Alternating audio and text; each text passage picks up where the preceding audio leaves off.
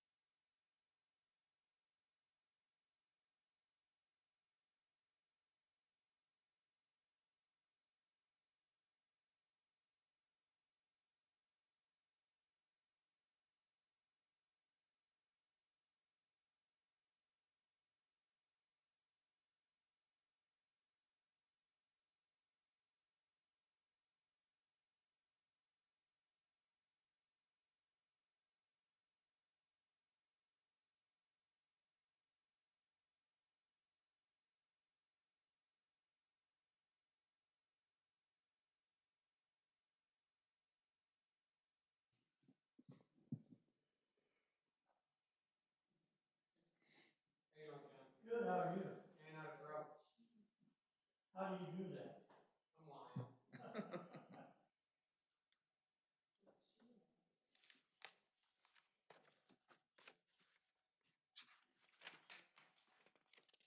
Here, they would be required, but where does it go to? Yeah. Yeah. So right page here is that? gives you the lowdown of, Okay. I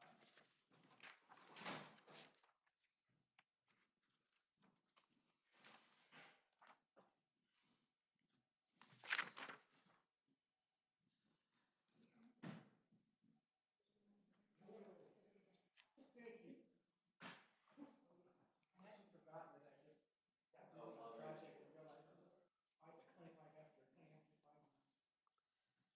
Looking at what, so, anyway. I said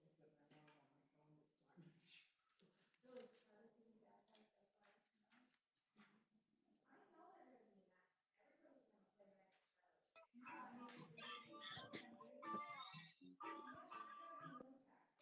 we ready to start?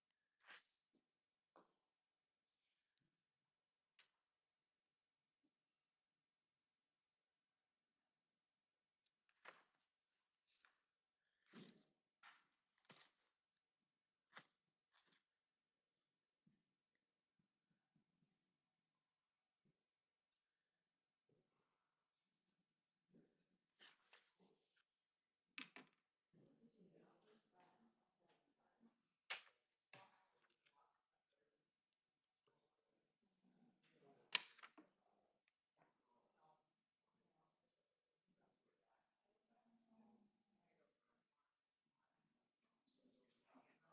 Okay. Yeah. We'll call the meeting to order. Will everyone please rise for the Pledge of Allegiance?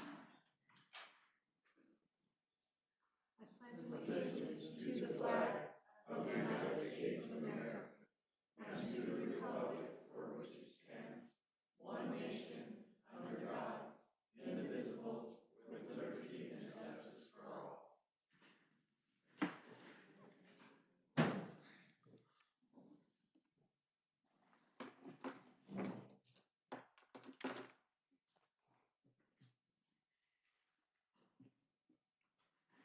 Take a roll call.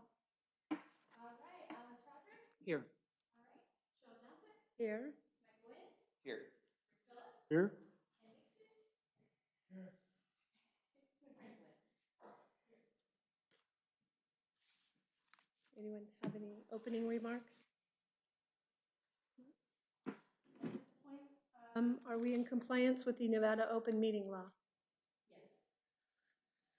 At this time, we'll open up the floor to public comment related to the items on the agenda below. In consideration of others who may also wish to provide public comment, please avoid repetition and limit your comments to no more than 3 minutes. Do we have any public comment?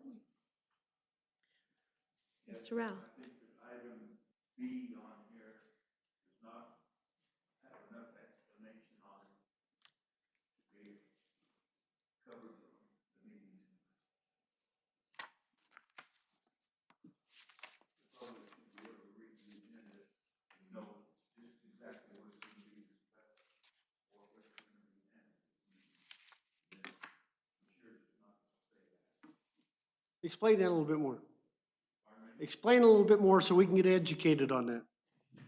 Explain a little bit more so we can get educated on why it is, we can't talk about it.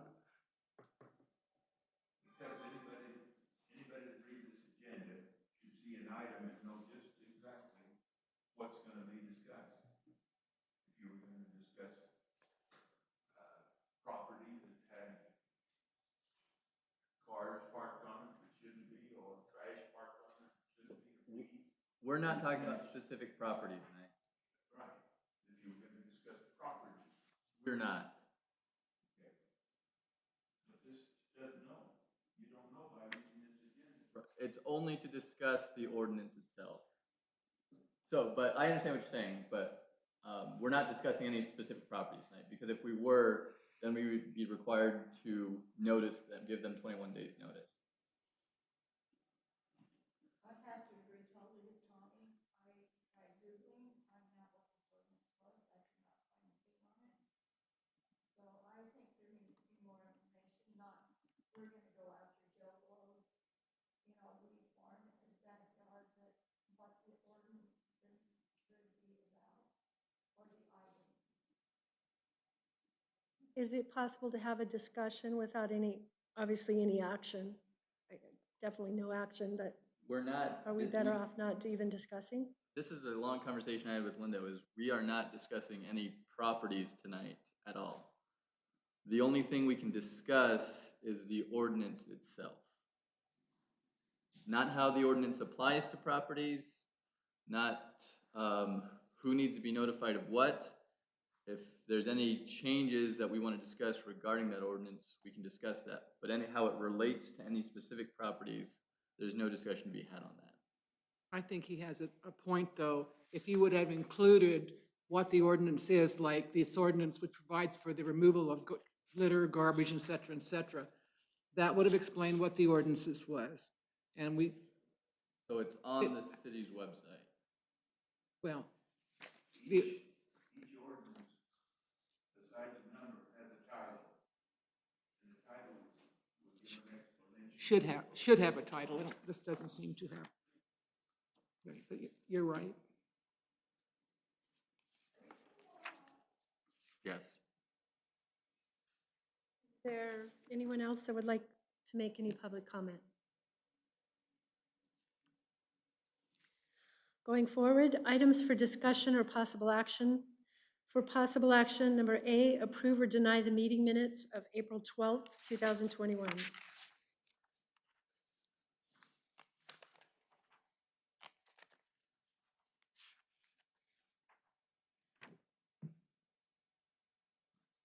Would anyone like to make a motion? Is there any concerns anyone has? I would like to make a motion to approve the minutes for April 12th. I think the wording on how the stuff that I had on the agenda was not on the agenda anymore was done after the meeting, but I'm okay with the way it's written, I guess. So, Because what we talked about the night, we really didn't have an answer. We were gonna put it on there. Then the next day, we got a phone call and said, we couldn't single out people, so it couldn't be put on there. So that's not how we actually said it when we said the minutes, but I'm okay with that. Right, well, thing is, if we could have gotten them notice, we could have put them on there, but we have to give them 21 days notice. And then I got a call last week that no one had been notified.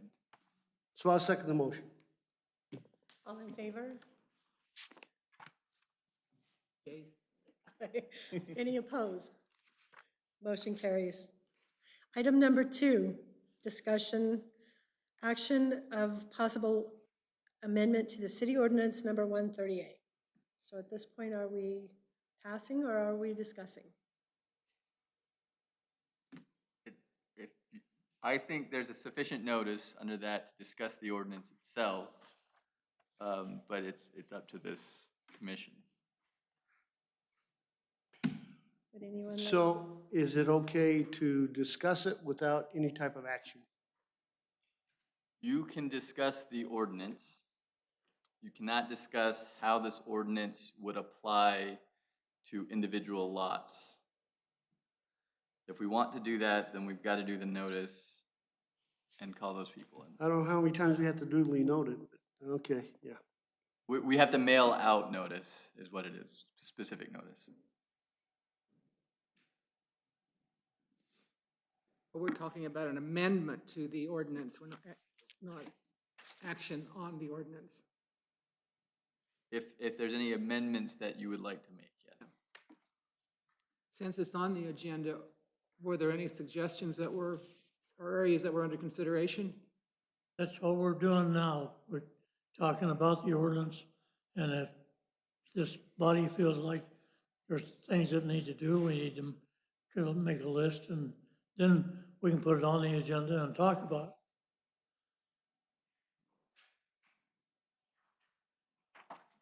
The public a chance to do their input as well. Well, I had two concerns about it. I think that the definition needs to be a little bit more inclusive of certain things. And in addition, I had questioned whether or not the enforcement officer was still applicable. Well, what do you mean? The fire chief or assistant fire chief, building inspector, police, sheriff officers of the city of Caliente, is that still? I believe Yeah. Ken's still the enforcement. Right, but this also talks about other people as well. Wasn't sure if that. We don't have a sheriff for the city of Caliente. Right, so we use Lane County Sheriff's officers and occasional things, but most of it comes from our building inspector. And the way I usually do that is, I don't, unless it's a repeat offense or something, I like to approach things on a more personal basis. I go talk to them, or if they're not there, I leave them a little note that says, you know, we're having a problem with this. Under the way that the ordinance is written, I have the authority to issue a violation notice, not a citation or anything like that. Just notify them that there is a violation. Personally, I prefer to just send them a little note or a letter saying, hey, we need to talk about this. This needs correcting. Let's do something about it. I'd like If we to, want to be more strict on it, or we don't want to be as strict, that's one of the things that we can discuss, you know, when we actually get into to making amendments to it.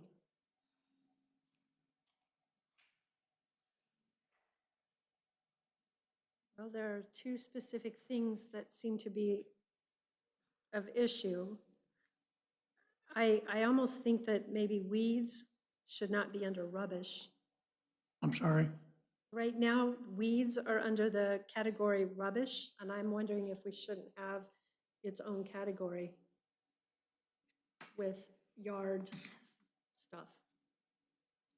Because if, this is the fourth time I've read it and I just found it.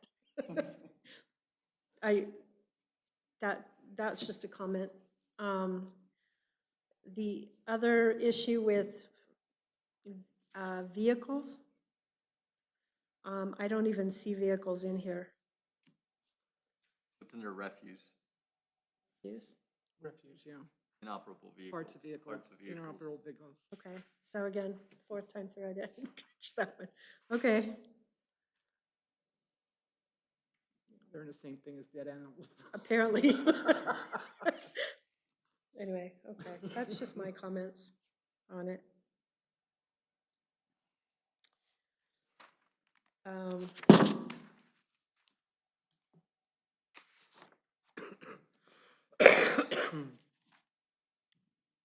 Is this what we want to focus on, or do we want to focus on this year's round of letters to homeowners I on problems?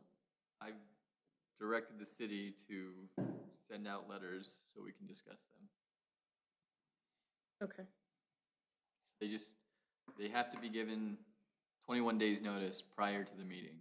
right. So as soon as those letters get out, but those letters have to say what date the meeting's gonna be on as well, right? So at this point, we are exactly 3 weeks out from the next one, so unless the letters went out today, we wouldn't be able to discuss them on the, was that May 1st, the 3rd or 4th, I guess? It just depends on whether or not those letters have been prepared and sent out. And the only thing that I would like to add to that is I feel then there are multiple other homes than singling out the few that we've seen. I mean, I've spent a lot of time going around and looking, so maybe that's something that we need to look into. If we're gonna go that route, that we do Blanket multiple, sale. yeah. That seems to be the way we've done it the last couple of years, is we actually went out and took a survey and went around, down on each of the streets, as opposed to just whoever has upset us. You know, it was more of a blanket, 20 people received this letter, not just 2 or 3, because if we issue the 2 or 3, there's still 18 other people that really needed to get that letter too. Well, I think in the previous, we were concerned about just weeds and the cleanliness of the yard and not other things that are involved other than weeds. And this article explains more about what we're looking at. And so I think we should take an inventory of everything, but we also have to specify in that letter to that one group or 5 people that have the same issues that they should do that. We just can't send a blanket letter unless you send this whole article with it. But Now, we have sent some letters out, I think it was last year, or time is difficult to remember. And the cleanup on a couple of the letters that I'm familiar with really has not taken place, and the problem has grown. I'm not sure how we should handle that, if we should reissue some additional new letters, or go back to the old letter saying, 2019 or whatever it was, 2020 just kind of went, but. Right, so there's a couple ways to do this, right? So the first way is that the enforcement officer has their discretion to send out the letters themselves and say, clean this up, or X, Y, and Z will happen, right? And so that's usually how it goes, and it's taken care of in an executive function rather than an administrative function like this. It seems like the problem we're having is maybe there needs to be more action taken by an administrative body, and that's when the 21-day notice comes in. So it basically kind of, you sit as an administrative body as a judge in this situation, right? And you say, listen, this is what we've noticed about your yard. There's X, Y, Z violations. If you don't take care of it, then this administrative body is going to take X, Y, Z actions against you, whether it be hiring someone to clean it up and then charging them for that, fining them and adding it on their tax assessment, things along those lines. So right, in the past, letters have gone out as an executive function and they can take care of it that way, which has a lot less loopholes to go through, I guess. The concern is if in a public meeting like this, if an administrative action is taken, then there's the notice that's required, I guess. So that's kind of the difference. I think a lot of us would like to have it done friendly, Right. At least give them an opportunity. And so I guess if that's the case, perhaps someone just needs to sit down with Mr. Dixon and say, listen, Ken, as your role as the enforcement officer under this regulatory provision, can you send out these letters that comply with ordinance number 138? And I know Mr. Phillips has, he's brought up multiple properties in the past. Maybe it would just be a meeting with Mr. Phillips and Mr. Dixon outside of an administrative meeting like this to discuss that and send out those, what I would call an executive letter rather than an administrative proceeding. Well, you gotta remember that the letters we sent out last time were aimed more at a safety issue than they were trash like this one is. This is covered in here, but it's not as forceful about a safety issue. And because of the wet year that we had, the weeds, as everybody knows, were higher than an elephant's ear, you know? So it's something that we thought needed to be done at the time. And it worked, basically. Just I out of mean, we had a curiosity. lot of good response from it, and we had a lot of people that were appreciative of the way we handled it. So the things that you just need to kind of separate in your mind of whether it is a safety issue or whether it's just a pain in the rear. Actually, is, you know, And some could be both. yeah. It is a hazard, I mean, other than safety. I'm thinking specific cases, but maybe that should be, you know, differentiated between this, whether it's safety or health hazard. Yeah. Well, eyesore and health Yeah. hazard. I mean, you know, you can have both.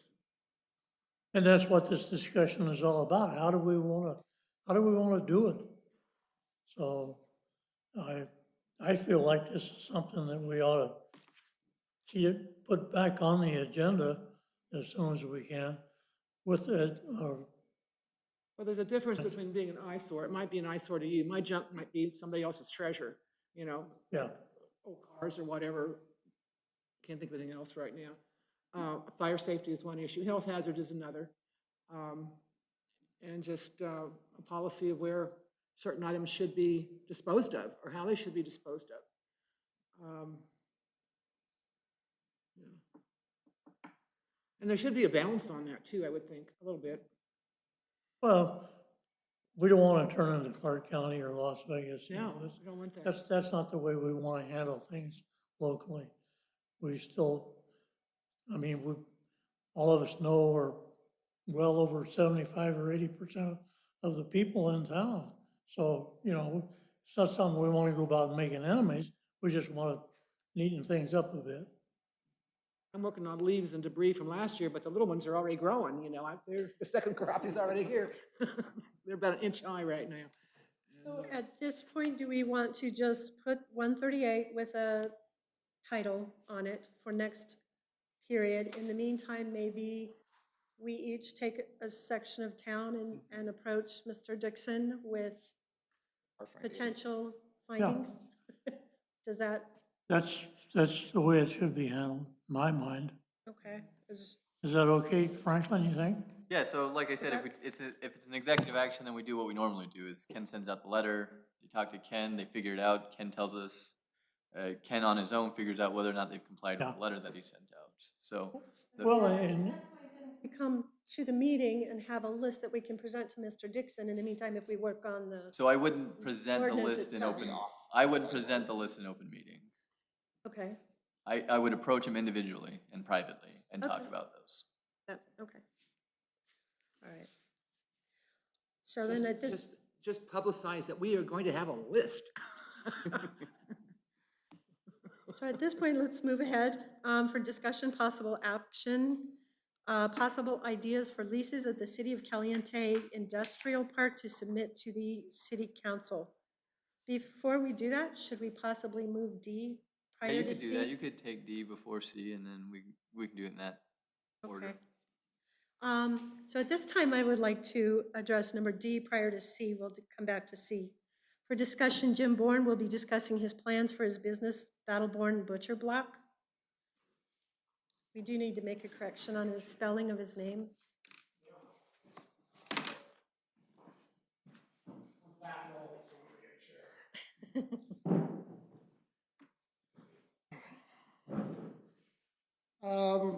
Some of you, Ken was at the county when we did this. We do have a license to do a USDA butcher facility in the county at Adam Cat's Keys property that's right off Clover. We were approached by the Development Authority about a possible moving that to the industrial park.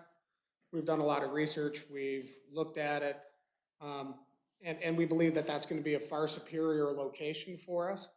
We still will be doing custom exempt butcher shop at that location, but we'd like to do our USDA facility at the industrial park. Currently, we're looking at one 5,000 square foot building with two more 5,000 square foot buildings to be built 6 months apart. Be running about 48 cows a day the first 6 months through that facility. Equals about 50 employment positions, which is obviously going to be an issue with housing currently in Caliente and Lincoln County, as you know, Cheryl. We're trying to hire as much local as we can. We're gonna be getting with the youth program to get 8 of our local kids sent to a butcher apprentice program. Our jobs start at $20 an hour with full benefits and retirement packages. But there's no way we're gonna be able to fill 50 positions from Caliente, Panaca, and Pioche. So we are looking at housing issues. We've already spoke with a number of different people and have been approached by people, spoken with the city about getting some land and building a number of single-family residences here. It equals about $1.5 million of revenue and income into Caliente in the next 12 months. Okay, so you said there's 2 buildings, or it could be 2 buildings. Well, there'll be 3. Okay, 3. 2 out the industrial park? No, all 3 and- would be there. The Okay. county I'm already approved on, and we're not really, that's not what we're here on. So what are you still using Adams property too? Yes, for a custom exempt facility, not a non-USDA meat processing facility. Okay, and what, with this many cattle going through it, what kind of issues would we have with all the leftover debris and, There won't be any leftover debris. okay? So what happens to I'll the, pretty much guarantee that my USDA facility will be a cleaner facility than any building you have currently in Caliente. I have a USDA inspector on site 24 hours a day, 7 days a week. If they see a fly, if they see blood, if they see cow crap, if they see mice, I'm shut down and I'm losing $100,000 a day. okay, do you have any plans, building plans or anything like that we could look Absolutely. at? Or where it's gonna be located in industrial park? Do we know that yet, or do we have an idea? Yes, you know exactly where it's gonna be. It's 2 acres straight through the cul-de-sac. Right now you have the shooting range, then you have where everything's been being dumped. Then there's a berm that has the cement refuge right there. That next lot right there is where we'll be going in, and we need about 2 acres. Okay, and I have all these questions. So, No, perfect, I love it. what about the smell and everything else? There won't be any smell. Because, you want to make sure that if somebody else wants to have a building out there and they want to have a business out there, they don't want an issue with that as well.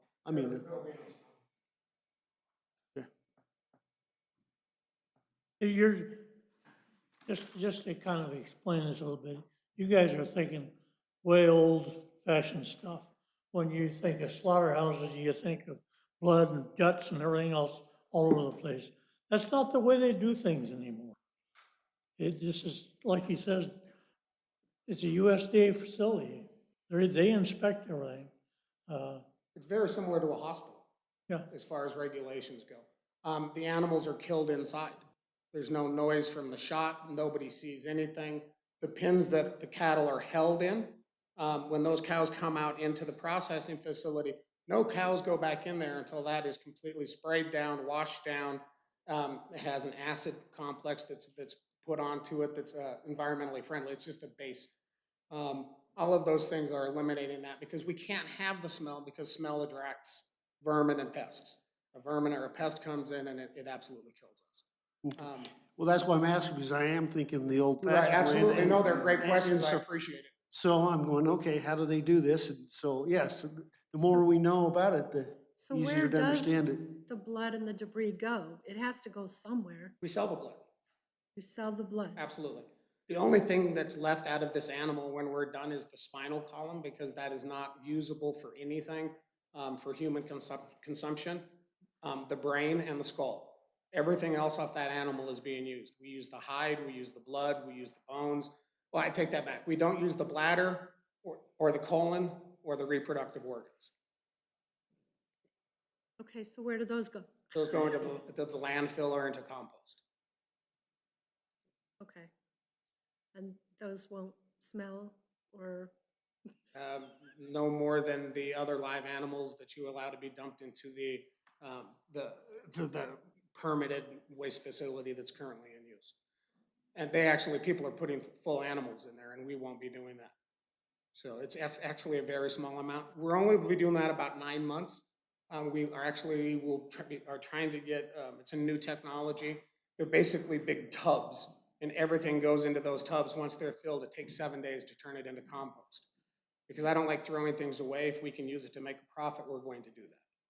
So the blood is actually pumped from a specific tank where we bleed the animal after it's called stunning, which equals killing. They're bled out, that's pumped into a tank that's in a refrigerated tank, and then that is sold for blood sausage, blood meal, a number of other items. And how many animals, I might have missed this, are we talking? How many? We're gonna phase in really slow. So we'll start with 4 animals a day for a couple of weeks, and then we'll go every 2 weeks, we'll go up 4. By the time the first year is done, prior to that the second building going, we'll be doing about 48 animals a day. Quite a project.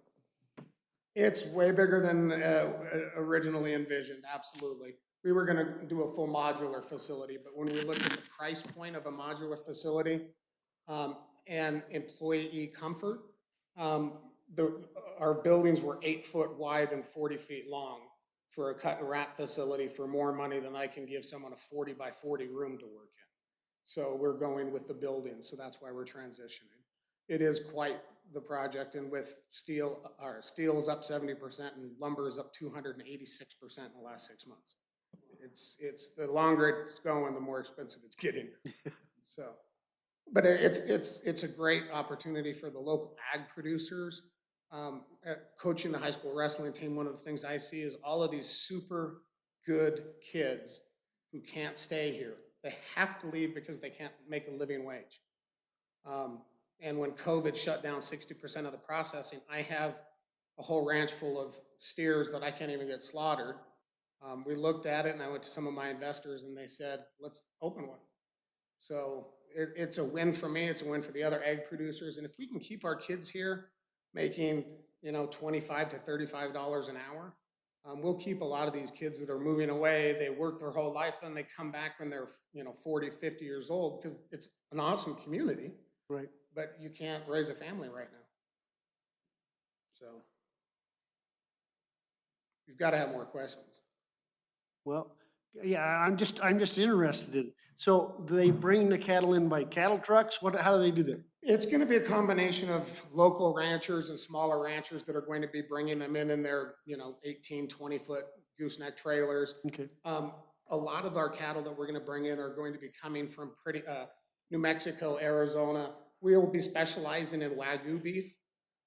So we're the only slaughter facility west of the Mississippi that has the equipment that we've purchased already to be able to do that.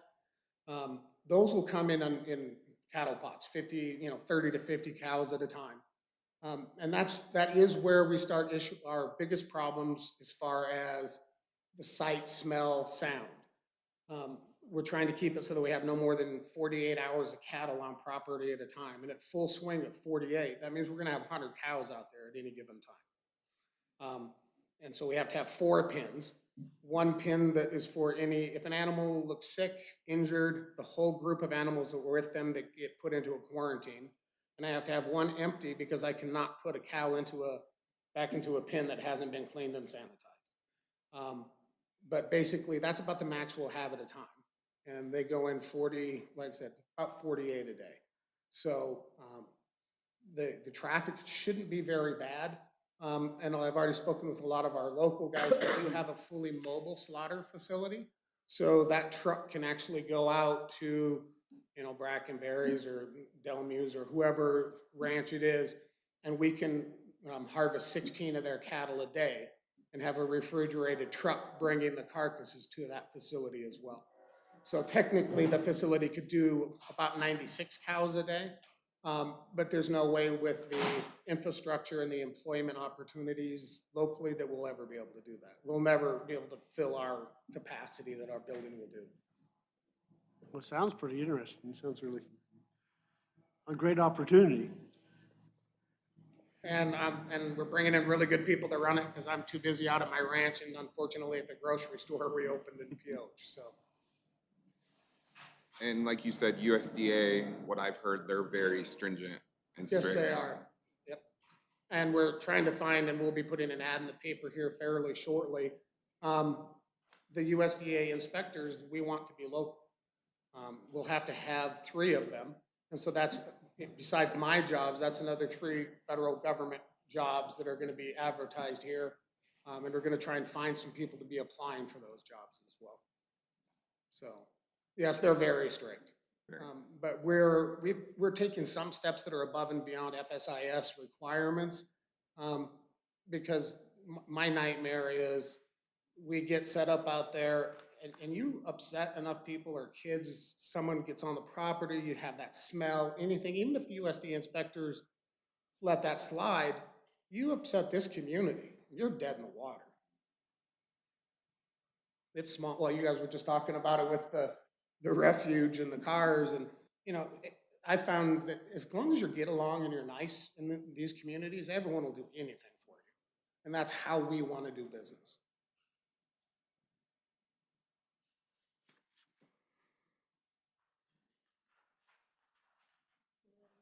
Any other questions, or?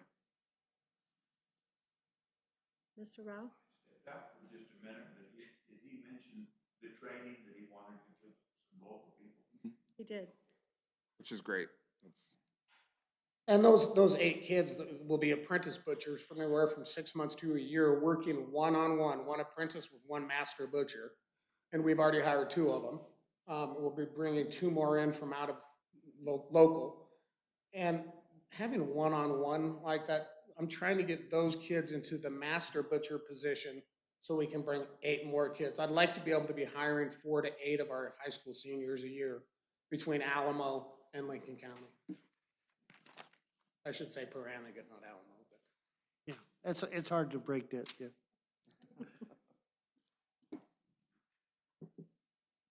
And when we're looking at getting this going, I'd like to order my building on Monday.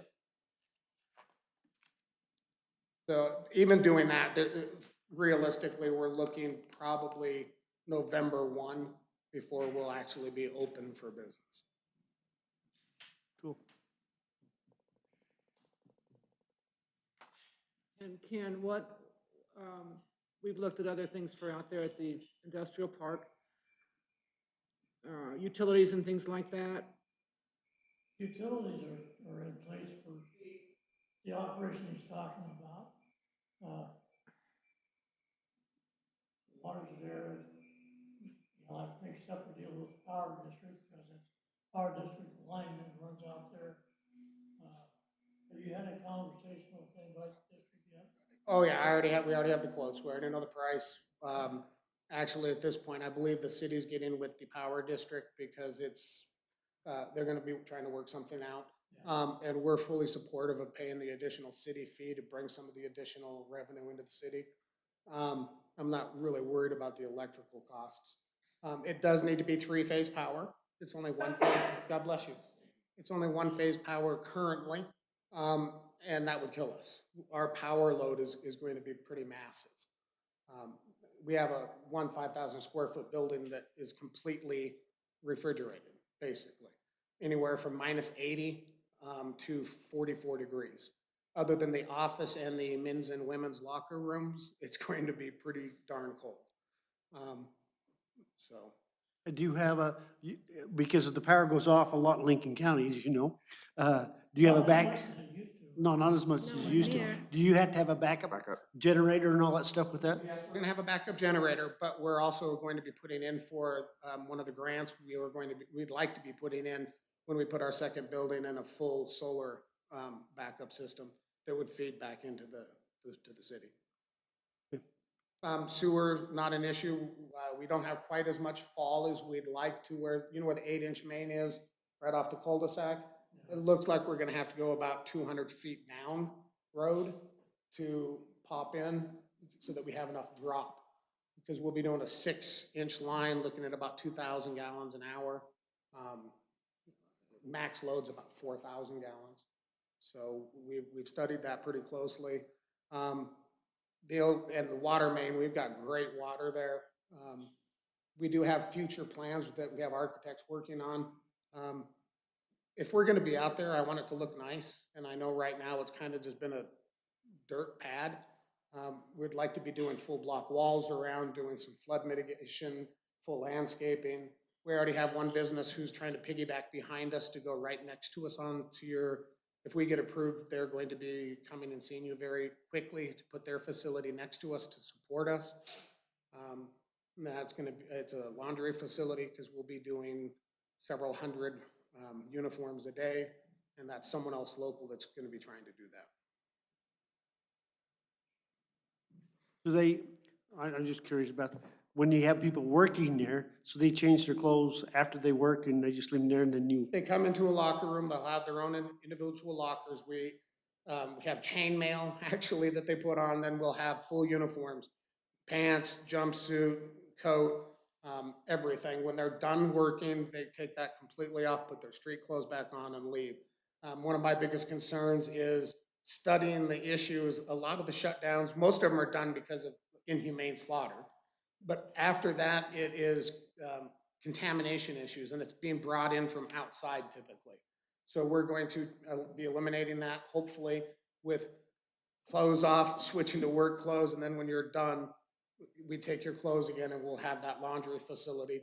And we were looking at using Cintas out of Las Vegas, and when I had talked to some other people, they're like, no, it would be a great idea is if we I'm like, yeah, that would work. So there's actually a lot of things that we can spin off on this. I'm a little too busy to do any of it myself, but now you mentioned that you might have to go down 200 feet? 200 feet down the Yeah, road. down the hill to get a better flow for the sewer. Do we have sewer that far down? Yes. Okay, I just want, It goes up. It comes from the sewage plant down there now and goes up to the end of the property. okay.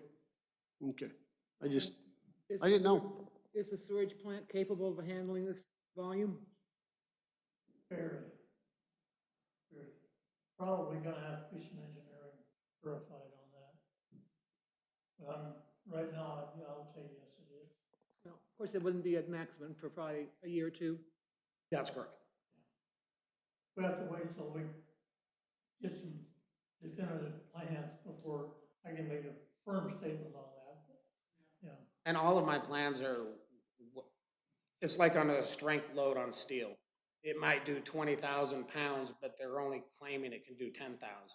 When I tell you my water usage, it's probably 100% more than I'm ever going to use. But if we don't have the infrastructure in place and we start doing that and we have a problem with the sewage facility, it kills us. I'd rather go too much up front. So it technically takes about 150 gallons of water and sewer per cow when you harvest it from start to finish. And if you're doing, 48 cows a day, you take 50 times, 150, and you divide it out by your hours, and we shouldn't be anywhere near that 2,000. So you'll be working 24 hours a day then? To begin with, we're gonna be starting with 1 shift, then we'll go to 2 shifts, and then yes, we will eventually be on 3 shifts. Which is why I love the industrial park as opposed to Mr. Katsky's.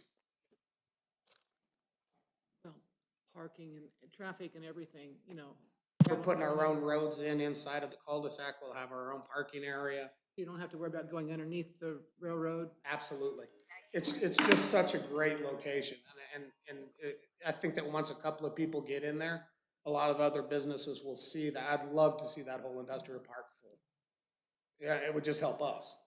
The more cement and landscaping is there, the less dust and other items I have to worry about. And access to, you know, more than one access would be advantageous in case of flooding or whatever. Absolutely. You have any questions, Ken? Not till I see some plans. I don't know.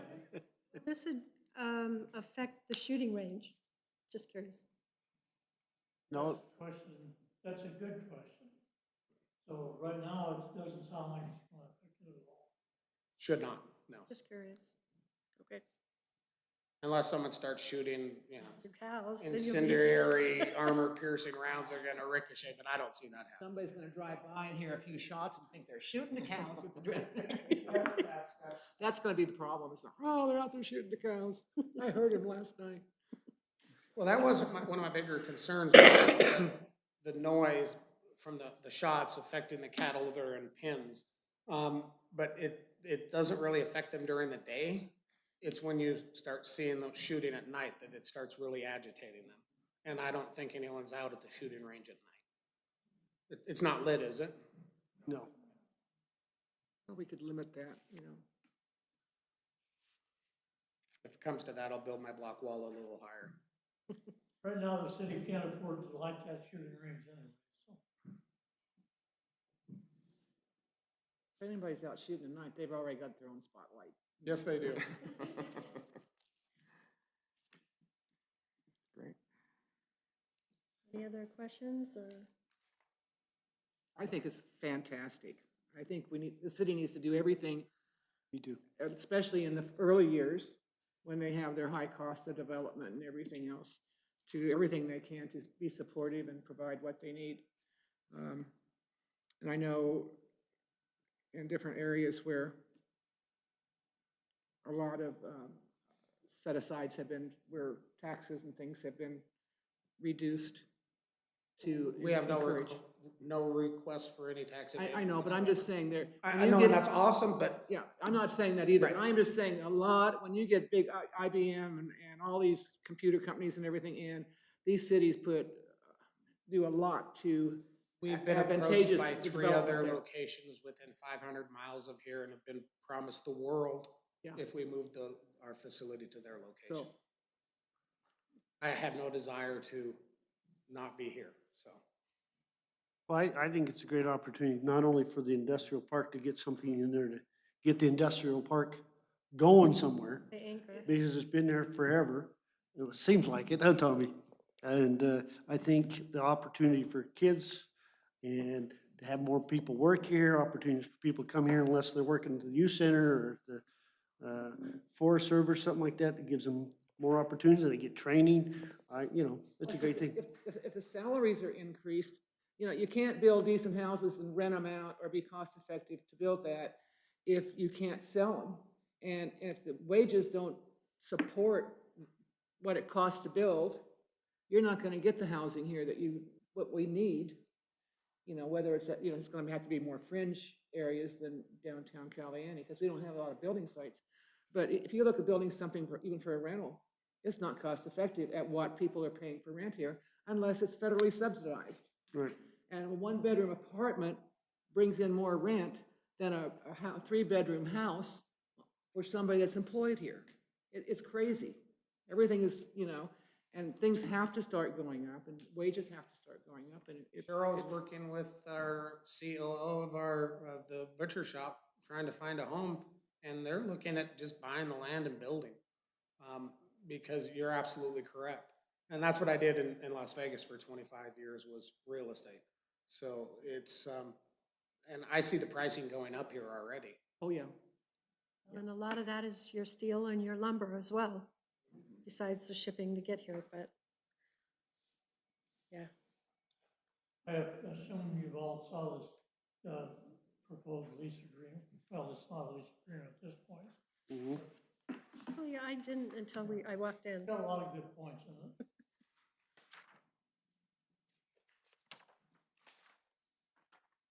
And just one quick note, my name is Bourne. Yes.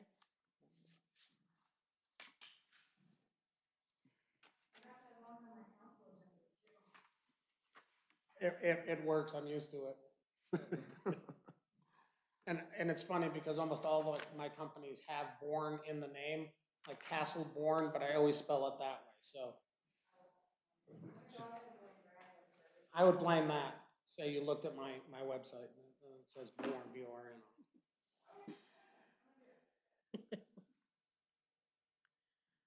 So was that lease discussion about this lease?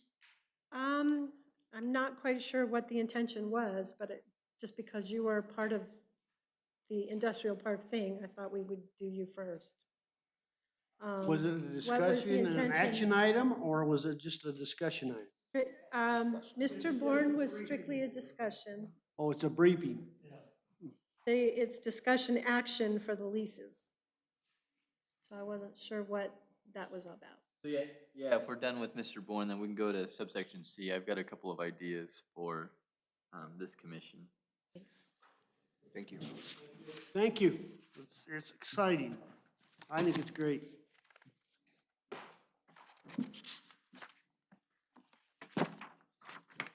So let's go on to the next item.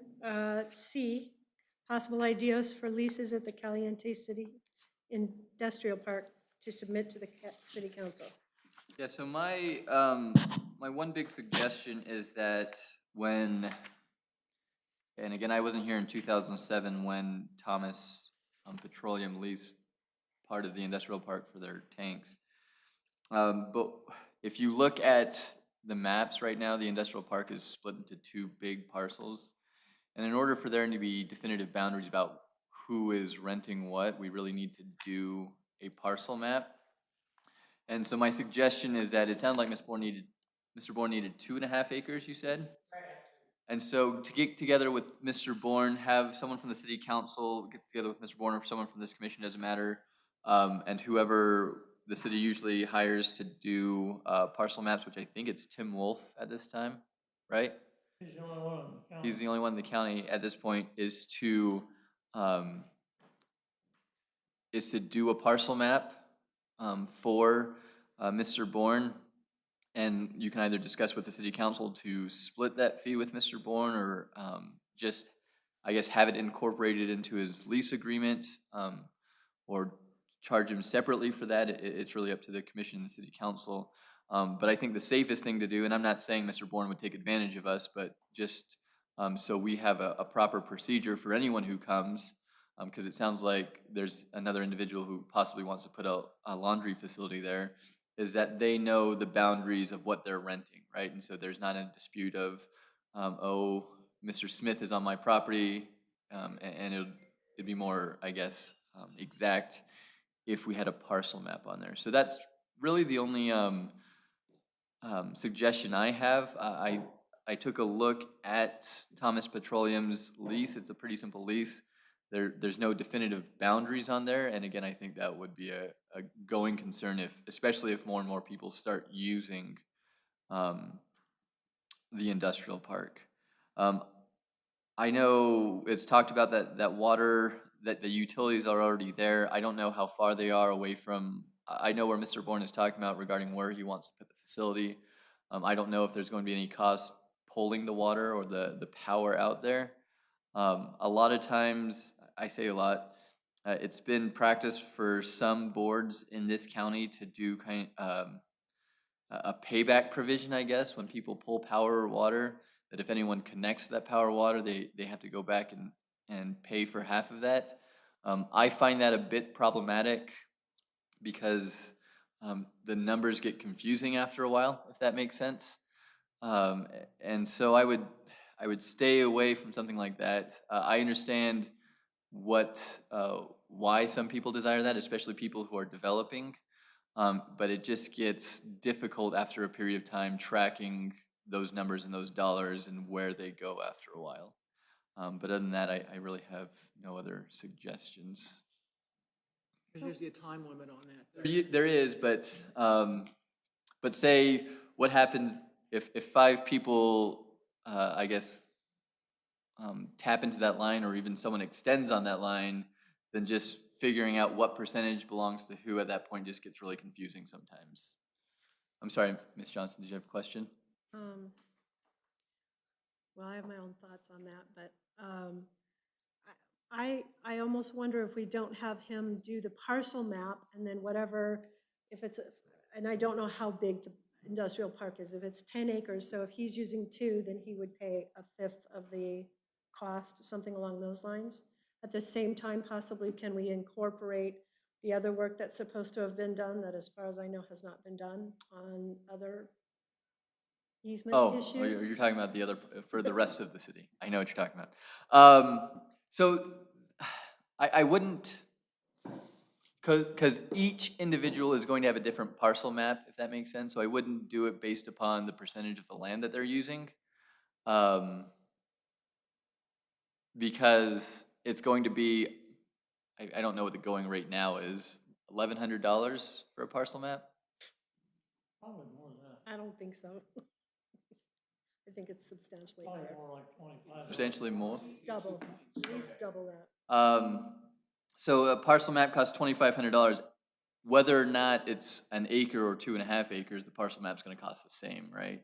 And so even if the laundry facility only needs a quarter of an acre for their facility, it's still gonna cost them $2,500 because, and I mean, I guess it's up to the surveyor who does that.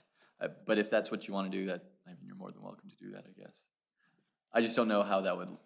It just seems like it would be more cost-effective to go in and do one parcel map and divvy it and, Yeah, so the problem, again, you run, and I'd have to look at the statutes again, I don't think that there is a, I can't think of the word right now, but the problem is if you do 3 or more parcels on one map, you get into subdivision laws, and we don't want to start getting into subdivision laws, because then it becomes a whole different beast at that point. that applies even to commercial. as I opposed to believe, residential. That's one of the things that we need to talk about during this process, because the subdivision law only kicks in on private property. If we Oh, said- if we man, said maybe you're we're right. gonna Lease the property from the city, then the subdivision law would not apply. and maybe that's right, but I guess the second point that I was going to is we don't know exactly who's going to want what and what they want their pieces of property to look like, right? Yeah, you're still gonna have one city piece of property or 2 pieces of property there. Right. And those maps would only apply to the city. It wouldn't, it shouldn't be filed with the county, I don't think. I'm sorry, say that one more time? I would think those maps would only apply for the city's leases and wouldn't be necessarily be filed with the county. Well, they would probably be recorded with the county. Sorry, but I understand where you're coming from. The problem is with the industrial park, if you spent all that money to have different parcels drawn up, you're pigeonholing what company could come in. Right, You want, if, we'll have to have a parcel map for me, right. but the rest you would want to leave open so a company could come in and say, I need 6.3 acres, I want 1.9 acres, and then do an individual parcel on that. Right, and so as more and more people come in and decide how we can, and I think Mr. Bourne's exactly correct, is how they want their land, how they need their land set up, because if we set up the parcels right now and we do every one, I don't know, a half acre square, it would be hard if someone didn't need their property an exact square, right? You'd have to put roads in to make Yeah, those smaller parcels. That exactly. wouldn't, that would be. And so I think the best way to do something like this is do it individually, and so when 2 or 3 more people come in, then we can look at where we need additional roads, access to certain parcels and things like that.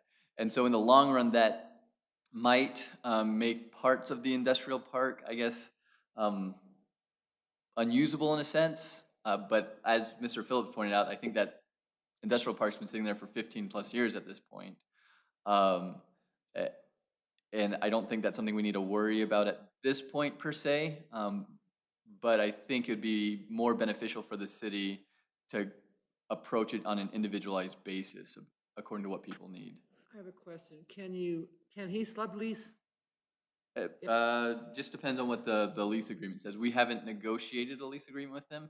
If there's a prohibition on subletting, then he wouldn't be able to sublease, but we haven't negotiated terms of any contract Or if yet. somebody wanted to take another acre next to him, would they be able, if they wanted to go in and provide lease it from the city where they could build and then sublease or rent out. I'm just looking at how, there's more than one way to develop that. And once it starts getting developed, let's say I want to come in, I'm, get the acre right next to him, Okay, and I'll pay the full price of the lease. Yeah, no guarantee that anybody's gonna be employed there. But then somebody wants to come in and do a laundry. And they don't want a whole, they don't need a whole acre. So you can build and you could sublease to them to provide a service or whatever. And other places that we don't have facilities for smaller industrial projects in this town, either location or whatever, could be functioned out there with subleases. If you can sublease it off of a lease. Are you following me? I think so. So you develop a parcel in the Yeah. industrial park. And you say, I've got, Well, the laundry comes in and say, well, I need a building for a laundry and I need blah, blah, blah, blah, blah, blah, blah, and I have an acre, and say, well, I think I can get that on 1 acre. yeah, I mean, I I don't, have a half acre that I can do for something else. yeah, I don't think that's a problem. I think that's something that needs to be negotiated in the lease agreement with the individual if they see that coming. I don't know, I didn't look too closely at the Thomas Petroleum. I was looking for something specific. I don't know if there's a prohibition on, and again, they don't have any defined boundaries on Well, there. if it's rented, then they don't have to have a lease. Right. It wouldn't be a legal problem, it's just rent. So I have a question. So Mr. Bourne's coming in and he's already talked to people. You know, Mr. Smith comes in and he wants to do that. Does that go before the commission, whether planning or city council, to even approve the lease? Yes, because that's all city-owned property. So to me, a sublease would need to be approved by by the entity as well. Right, usually in lease agreements, it has to be approved. Usually there's not a blanket prohibition on subletting. Usually it's by approval of both parties, right? Okay.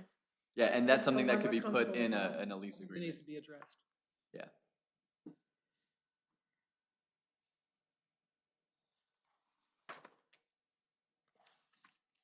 Does anyone have any other questions? I mean, at this point, there's really not an action to take, is there? Yeah, I think, again, I'm not entirely sure. I think the city council just wanted some recommendations maybe by the planning commission for them to consider when they discuss Mr. Bourne's proposal to them tomorrow evening. And I think that's the reason that this is on the agenda. So how do we go about getting that land looked at and surveyed and all that stuff? Right, so I guess I would We have to make suggest a that. motion on that? Yeah, mean, I guess one of you could just make the motion that you recommend to the city council that any lease to Mr. Bourne first be reviewed by a surveyor and parceled out individually or something along those lines. Is that what seems like that'd be the next step we would go to moving this process forward, right? Yes, and then the city council can discuss with Mr. Bourne how they want those fees split or who's gonna pay for those and along those lines. And you could even make a suggestion or recommendation on that as well. But we need a little more definitive information before that can happen. This is just a discussion only. Now, this is discussion action. Yeah. Action. And Don't say action. yeah, I think Mr. Bourne sounds like he has a pretty good idea of where the Yes, property. he does. I'm familiar with the way he operates. Right. So we've had this conversation with him before when he was working with the county.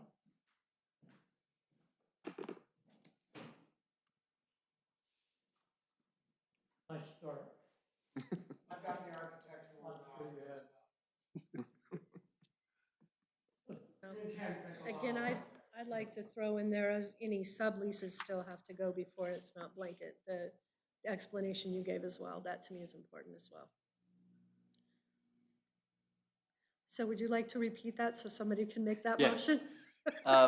So the motion would be something along the lines of recommending to the city council to hire a surveyor to review the land with Mr. Bourne to ensure, I guess, definite boundaries for his leased property.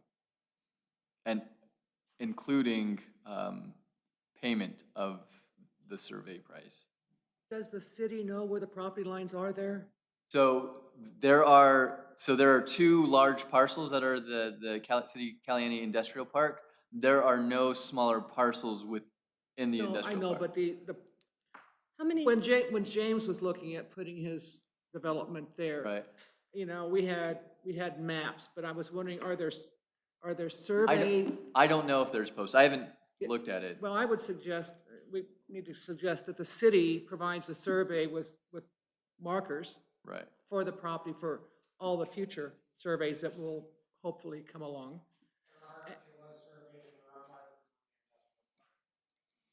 Say again, I didn't hear. The- There is a survey on the whole industrial park, Right. and it is marked out. Okay, the markers are there. I walked the whole site. Okay, the markers are there, okay. Because I was gonna say, if they weren't, yeah, if they weren't, then the city needs to pay for that. Right, the city needs to pay for, the large, Yeah, it sounds if like they it's needed- already done. If they though. needed the markers put in.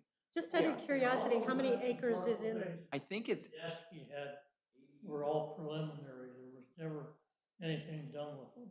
No, I know, but we I'll look had that the up for map you, and we were Cheryl. looking at it, and he wanted a certain area, but, Yeah. I didn't walk it either, so I don't know if the markers were there. I can get that number for you in just a second, Cheryl. Chris? I think one was 88 acres, if I remember right.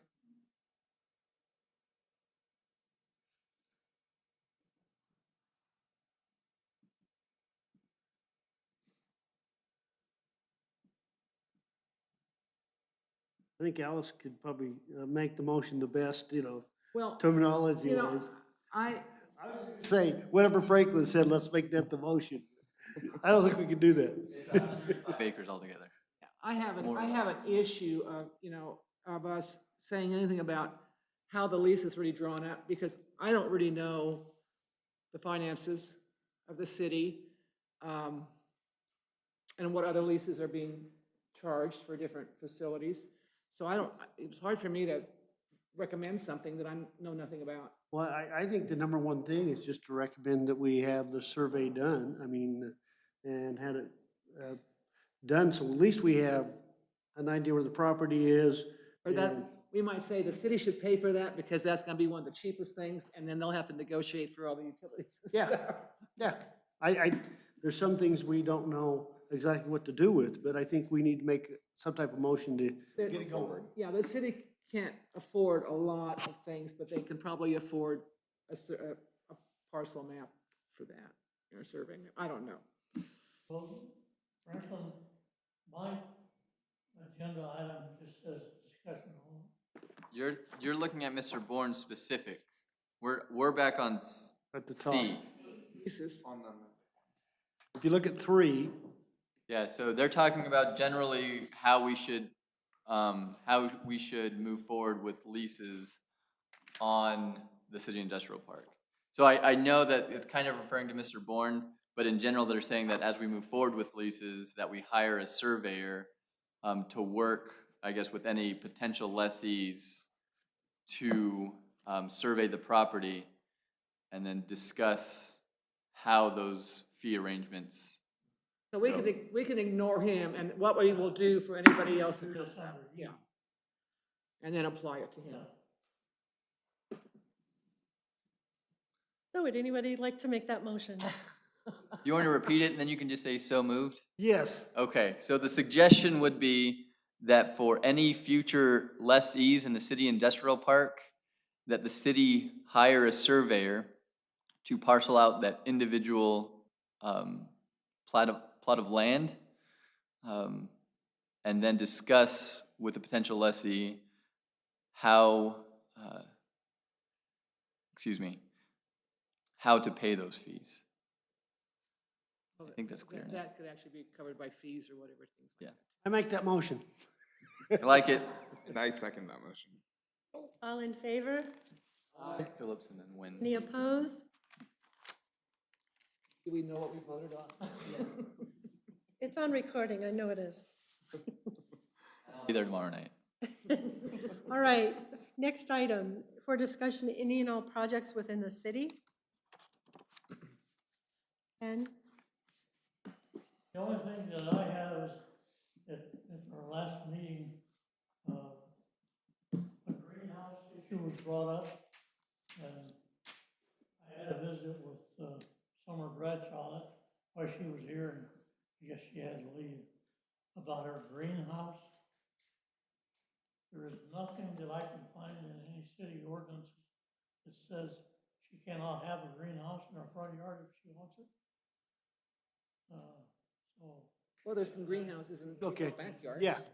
Because I saw it was going up and it was, you know, higher than 6 feet and in the front of the yard, and I didn't know if that was part of, the 25 feet, behind, you know, you could, in your front yard and stuff like that, so. well, it'll still be her front yard, and there's nothing that says she can't do it. Okay. I told her that, and she was agreeable to this, this is for her own personal use. But she's You don't have- selling, she's online selling Yeah, plants. that's a commercial thing. She should at least have a No, conditional it's use, not no? commercial. She's at online, All use. she's online selling She plants. is now the owner of Dream House Growers. She took Well, over from I Kim told her McLaughlin. explicitly she could not do that without changing the zoning on her property. And she said, I agree.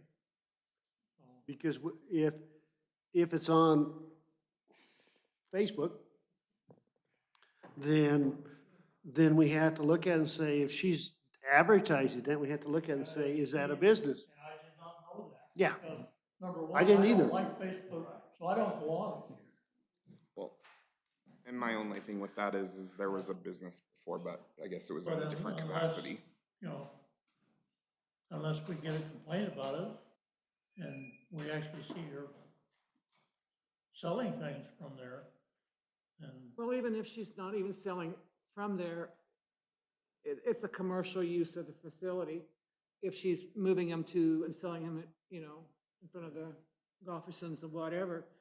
Now, I don't know where do they normally grow their plants, or do they buy them and just bring them in? So she stores them there and then brings them out?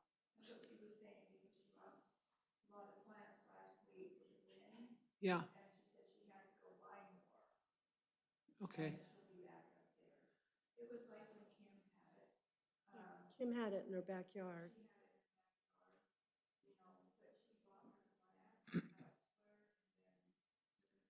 But is Summer putting it in her front yard? Yeah. well, all I can tell you is that there is an ordinance against somebody that's selling things that does not have a business license. So she either has to get a business license or she's in violation of the law. And then if she got one, she'd have to get special permission to be out there Yeah, to do it. I mean, I'm just, And that's a sensitive area right now, anyway.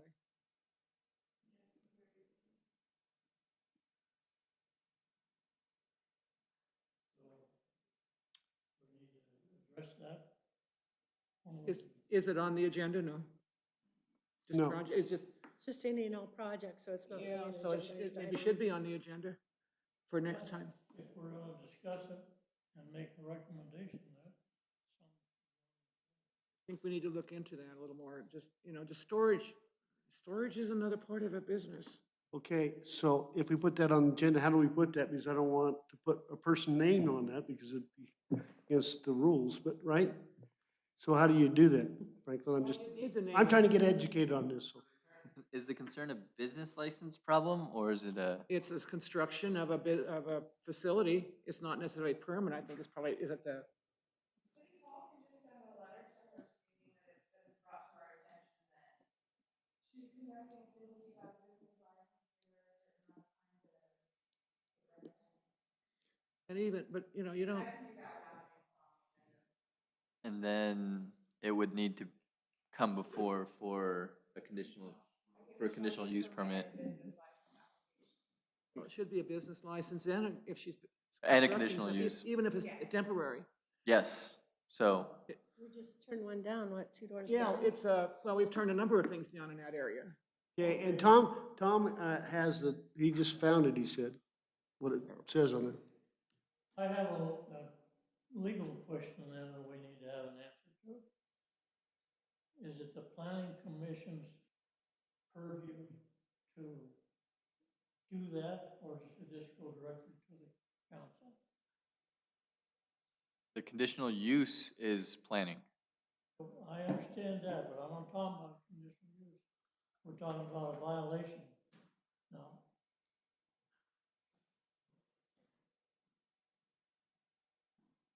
I would think the violation wouldn't have to necessarily go through us, it would just be the council. That's what I would think legally, but I don't know. Yeah, well, that's why I'm asking. Is it the planning commission's duty to have a hearing on this? Or is this something that should go directly to council? So we've talked about multiple things. I need to know what this you're referring to. If she is selling stuff without a license, do we have to do that, or does it go directly to the city council? So if it's just the business license, Yes. that's city council. Okay, If it's a conditional use permit to Correct. use her property for that business, then that's a planning commission matter. And that, yes, and I totally agree with that. That's why I brought it up, just exactly where are we with the planning commission's responsibilities? Right, so business license is just the city council, but, And then the building permit, if she's constructing something, would be handled by you. Yes, So you got all three. right, Go so on. she would need a location. And even if it was in a commercial location, because of the way the ordinance is set up, Business card rent. yeah. Well, let's just and send then, her a letter. and then where's the setbacks? And how did the Even the previous owner setbacks. of this do it in her house? Was She there has- permits, or was it just because this is a flag because it's in her front yard?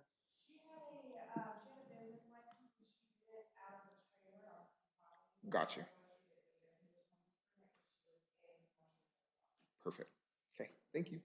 If it's the same way. Yes. It is. And I think she's trying to do it the same way, where she takes it into the trailer and she sets it up like a cottage. So if she's just growing at her house and she plans on selling over here, then she wouldn't need a conditional use permit, she would just need a business license application or a business license, fill out the application does. So honestly, I think the best thing to do is to have City Hall send her a letter and find out exactly what her intentions are and how she wants to run the business.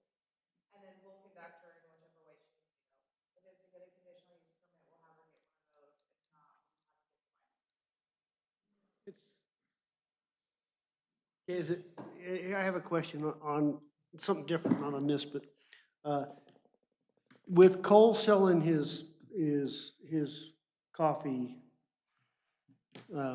home, when that happens, does the new owner have to get a business license?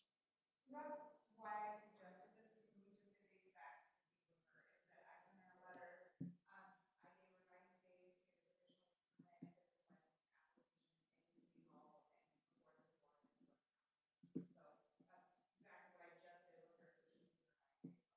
Because I know when we had a business on another property, they had the business and they left the property, they also lost the business on the property. And so I was wondering, The business license is issued to individuals, not to the property. well, but they were, I'm talking about the Friends, when they had the photo one down and they're renting and they left the renting, that's when that business dissolved. the I thought- property has to have, the property holds the conditional use permit. So whoever's doing the business on it has the business license. Because when I had the, when the beauty parlor was in there, I had to go in and get the conditional use permit for that. So in addition to that, we have a food truck permit. Now, the food truck permit was done initially by Cole. Does she have to go through that process as well? That's a whole nother ballgame. And I believe one of the rules was you couldn't leave something sitting overnight. Yeah, my opinion is that any new business would need to go get everything again, right? So, So they need the food truck thing.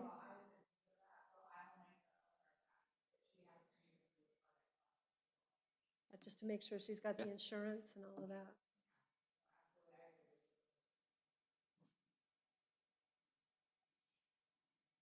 Any other projects in the city? Not to my knowledge. I have a question. We've been talking about the apartments. I've seen advertisements in the newspaper for a person to run the apartments, but it's under new ownership. Will that affect this construction that you were talking about? At this point, the ownership is still in the previous owner's name. They were trying to replace the owner that was, or the manager that was there before, and they're not having any success because of what's going on. I spent the majority of my day today arguing about with FEMA over the flood insurance and the elevation certificates and everything. I'm tired of sitting in front of computers. I was just But, curious if that would change, because then the advertisement specifically but said, currently, I don't even remember the name of the organization that's trying to put all this together. But the apartments themselves are still in the current owner's name. So, I mean, it's in progress, but it hasn't happened. has the city received any funding from the greenhouse for the marijuana grows yet? Yes, Received we have. close to $40,000 or close to 30? I'm literally creating this budget right now. So. Just curious. Maybe by the end of the week, so let's. I think it's close to $40,000 is what we've received so far. Next item on the agenda is for discussion, address any comments and or complaints received. Have we received any comments or complaints? We received a complaint about the senior center, but it has nothing related to do with the senior county. Okay, the senior center. Well, That's a whole nother issue. But what about the celebration down at the Rose Park? Do we need special, because they've moved the, what's it called? Cinco de Mayo dinner The down to Rose council- Park? Council. I know. Permission to hold the park, they're asking for permission to move the event down there, they're also asking for permission to hold alcohol inside the park, and then they're asking for permission, Shamrock is asking for permission to move their liquor license from the clock tower to where we originally allowed it to down there at Rose Park. So when they're asking that, they're gonna ask for it to be in the park, or are they setting up outside the park, the liquor? So they're asking it to, they're gonna actually be setting up outside the park, but the food, from my understanding, is, and everything in the city is gonna be inside the park. So they're gonna be selling it outside the park, but then they'll be taking it inside the park. Does that Okay. make sense? But there's gonna be requests of obviously, no glass, so no glass bottles or anything like that. My understanding is that most of it's gonna be in solo cups. In cans. And cans. Mhm. And so no glass inside the park, and the mayor had a couple other things that he wanted to be as restrictions, I can't remember them off the top of my head. But yes, it is all being addressed in tomorrow. Is there some type of cleanup or anything that they're planning to do with afterwards or any of that stuff? Do you know, or are they just leaving it to the city? Well, initially, their cleanup was part of the effort at the clock tower, their understanding is that they have to make sure that they have everything cleaned up and, before they leave, so that will transfer with them to the Rose Park. But, from my understanding, that's kind of part of the reason why they want to move over there, because they have those two big dumpsters there, and so they won't have to have trash cans moved and things along those Seating. natures. Okay, with Okay. some, Yes. All up to date. yeah, I could, but do they have to have, contact the people around it, see if it's okay or anything like that? I mean, because it's a bigger event than normally at the park, or, I'm just curious, I don't know. So normally that is, I'm just gonna say normally that is what the council does. You know, the around the park, I don't know. Okay, I just curious, you know. I think everyone's just on standby for tomorrow, pretty much.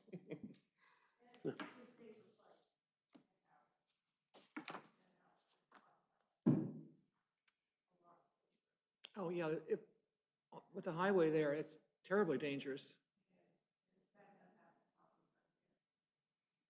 I mean, Well, I just want to make sure it goes because it was so good last year, you know, I mean, it was really amazing. It was, And there's a lot of effort that's been put into it.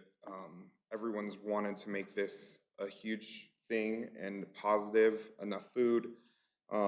There's a will call for everyone that's already purchased in advance.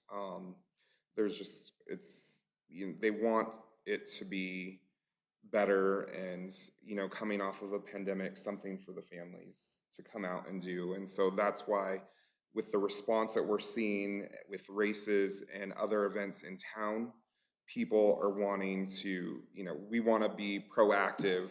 We want to make sure there's enough room. And that's why with them deciding to, try and change this location, there's seating, it's for more people. so is there a race that weekend? There's Yes. yeah. There's a NICU race. Mhm. It's a mountain bike for youth, Okay. and there'll be several hundred people here in town I for believe that. there's another one as well. There's two. Mhm. Then there's the Delmar race Are they as both well. mountain bikes? No, one's a motorcycle race in Delmar. Okay. Like one of the, like ground Moran? shakers or Yeah, something like but they'll be Moran down, or and something like then that, putting one on? There's the Yeah, one okay. here, and I believe people are staying at the fairgrounds or something was going, I think that's on the agenda as well yeah. tomorrow. But anyways, so just so you guys know with the beautification stance on that. Oh, one other comment I have, we're not, never mind, I'll wait until comments. Okay, then, it's now time for public comments. Okay, public comment, I don't know if you've seen the flag coming in across the tracks, and it is tore up, the big flag. It's all tore up, it's off-colored, the American flag. I think that should be noted to be looked at. It was starting to really show threads and different things on the side. You have a backup?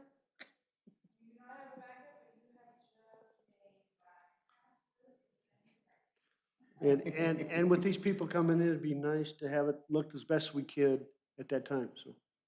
Anyway, And then- if you go by it, just look at it, and I just happened to see it when I was coming to the meeting tonight, so. And I know I've spoke before, and maybe Grant has addressed it, but the lights at Rose Park with the way they go off, I think it might be a bigger issue than what we think it might be, but we don't know. I know Chuck had mentioned it before, and I just want to make sure that it's something that we look into about the lighting. They rotate or they'll all be off at one time. So it's very dark over there.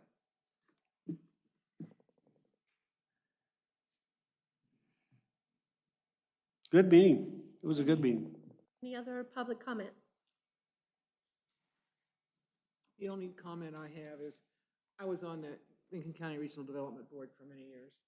And it is such a pleasure to see someone that is financially able to come in and wants to develop in a rural community, understands the community, and wants to continue that lifestyle.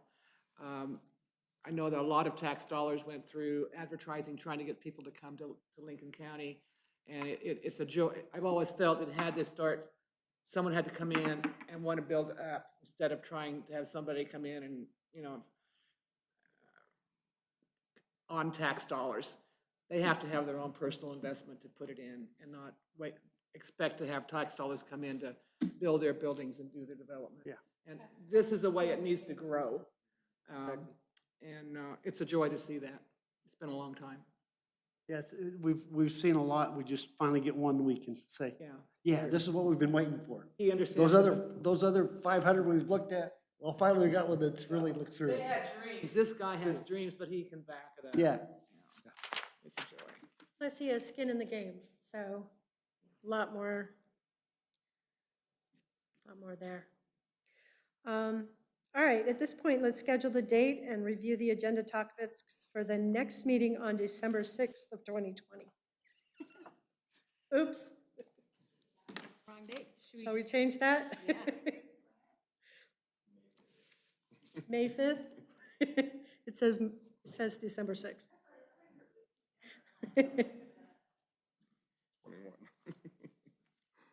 So You want to go over the agenda My notes topics? on the industrial park so I can read them. So I know a little bit more about it. I read it, but Right. mine's not as sharp as it used to be.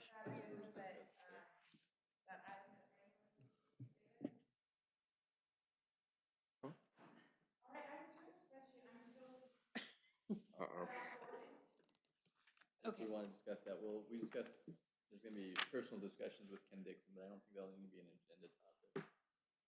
Well, I just remember Franklin stating the wordage in somebody's. Yeah, there was an agenda item for, no, we made a motion. Made a motion. So would you like to put action on providing a surveyor for the leases of the program for them to discuss proper parcel That was- maps? That was for the city council to discuss tomorrow. Oh, Yeah. gosh.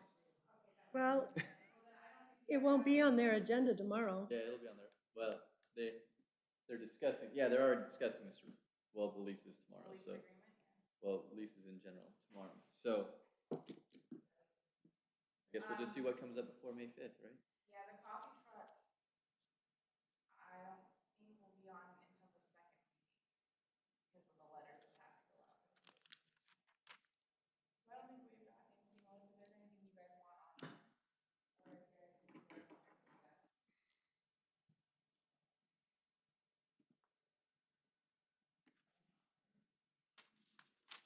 Update would be just fine.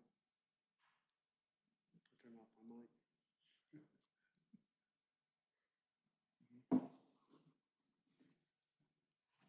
All right, at this time, we will adjourn the meeting.